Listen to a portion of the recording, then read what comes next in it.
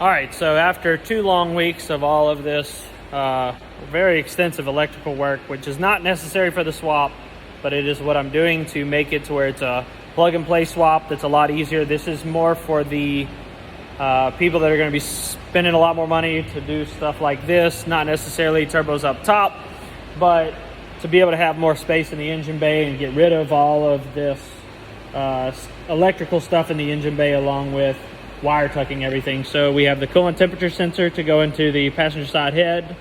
We have the wiring to the headlights in the back. These are wires that will be cleaned up tomorrow. I'm going to be wrapping them all up in a loom. The headlights are all done. The ABS sensors for the front. I have the ABS control module all working, other than I have to put a power wire for this. This is the main 60 amp fuse that I got to wire up. All of this can be wrapped up in loom, and that's all done. So then I have the harness that goes along the driver's side rail that's going to be going here. I don't have it currently there. This is all of the computer wiring that goes to the trunk. So I have the EPS control module and the power steering control the engine computer in here. This is not the fuse box that's going to be used, but it's just one that I'm using for now. It does not have enough fuses nor enough relays for this. So I have everything to where it cranks up from the key.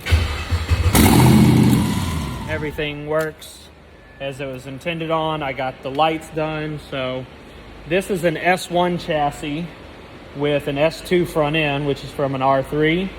So I actually rewired these to actually work as a parking light and a turn signal, and they alternate when you turn the turn signal on. One of my favorite features actually that I've done, which is kind of stupid because, I don't know, in my opinion, I've done a lot of stuff, so I mean, to say that is one of my favorite parts is kind of funny. But this is going to be, this is another fuse box that I'm messing around with. So I'm actually going to put the fuse box right here later, but this is just trying to get everything kind of mocked up. It'll be a whole lot easier once I get this loom all looking nice. So I just wanted to give an update on it, and so and until next time.